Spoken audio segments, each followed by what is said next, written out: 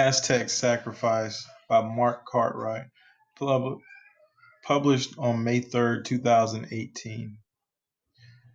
The religion of the Aztec civilization, which flourished in ancient Mesoamerica 1345 to 1521 CE, has gained an infamous reputation for bloodthirsty human sacrifice with lurid tales of the beating heart being ripped from the still conscious victim, decapitation, skinning, and dismemberment. All of these things did happen, but it's important to remember that for the Aztecs, the act of sacrifice, of which human sacrifice was only a part, was a strictly ritualized process which gave the highest possible honor to the gods and was regarded as a necessity to ensure mankind's continued prosperity. Origins and purpose. The Aztecs were not the first civilization in Mesoamerica to practice human sacrifice, as probably it was the Olmec civilization, 1200 to 300 BCE, which first began such rituals atop their sacred pyramids. Other civilizations, such as the Maya and Toltecs, continued to practice. The Aztecs did, however, take sacrifice to an unprecedented scale, although that scale was undoubtedly exaggerated by early chroniclers during the Spanish conquest, probably to vindicate the Spaniards' own brutal treatment of the indigenous peoples. Nevertheless, it's thought that hundreds, perhaps even thousands of victims were sacrificed each year at the great Aztec religious sites, and it cannot be denied that there would have also been a useful secondary effect of intimidation on visiting ambassadors and the populace in general. In Mesoamerican human sacrifices, in Mesoamerican culture, human sacrifices were viewed as a repayment for the sacrifices the gods had themselves made in creating the world and the sun. This idea of repayment was especially true regarding the myth of the reptilian monster Cipactli or Tlacticutli. The great gods Quetzalcoatl and Tezcatlipoca ripped the creature into pieces to create the earth and sky, and all other things such as mountains, rivers, and springs came from her various body parts. To console the spirit of Cipactli, the gods promised her human hearts and blood in appeasement. From another point of view, sacrifices were a compensation to the gods for the crime which brought about mankind in Aztec mythology. In the story, Quetzalcoatl stole bones from the underworld and with them made the first humans, so that sacrifices were a necessary apology to the gods. Gods then were fed and nourished with the sacrificed blood and flesh, which ensured the continued balance and prosperity of Aztec society. In Nahuatl, the word for sacrifice is vimana, which derives from vintli, offering, and mana, to spread out, representing the belief that sacrifices helped in the cycle of growth and death in food, life, and energy. Accordingly, meat was burned or blood poured over the statues of deities so that gods might partake of it directly. Perhaps the quintessential example of feeding the gods were the ceremonies to ensure Tezcatlipoca, the sun god, was well nourished so that he had strength to raise the sun each morning. Non-human sacrifices.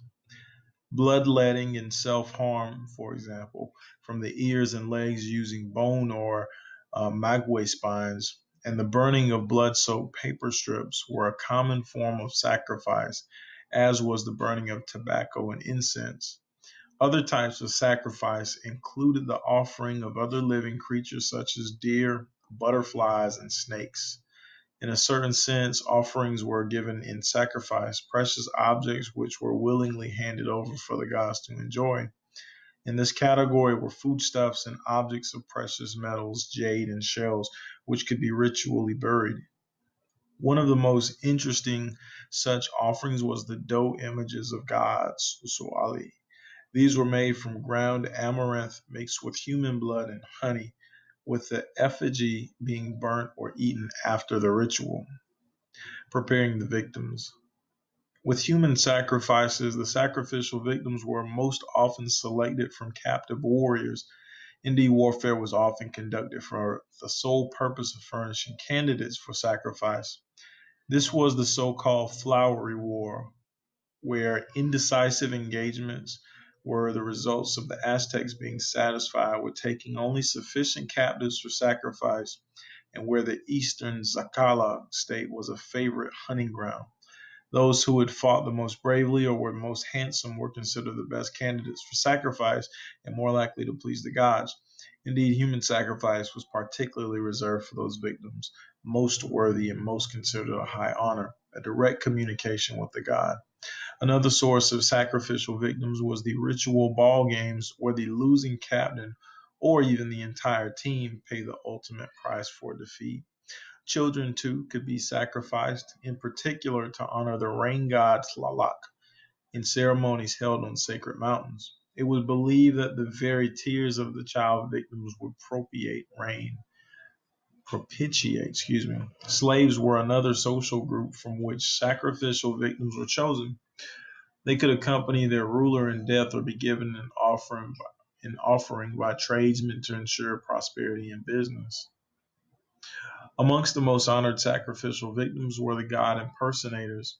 Specially chosen individuals were dressed as a particular god before the sacrifice. In the case of the Tezcatlipoca impersonator in the ritual during Tuxcatl, the sixth or fifth month of the Aztec solar year, the victim was treated like royalty for 1 year prior to the sacrificial ceremony, tutored by priests, giving a female entourage and honored with dances and flowers. The victim was the god's manifestation on earth until that final brutal moment when he met his maker.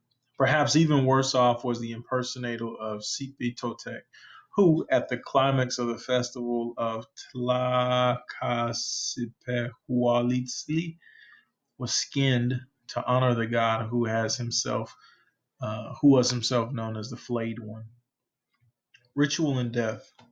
Conducted at specially dedicated temples on the top of large pyramids such as Tenochtitlan and Texcoco and Tlacopan, sacrifices were most often carried out by stretching the victim over a special stone, cutting open the chest, and removing the heart using an obsidian or flint knife. The heart was then placed in a stone vessel or in a chakmul, a stone figured carving with the recipient on their midriff, and burnt in the offering to a god being sacrificed to. Alternatively, the victim could be decapitated or dismembered.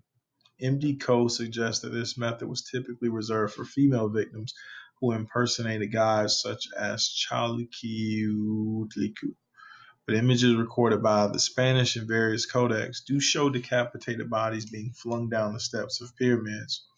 Those sacrificed to Sipitotec were also skinned, most probably in imitation of seeds shedding their husks.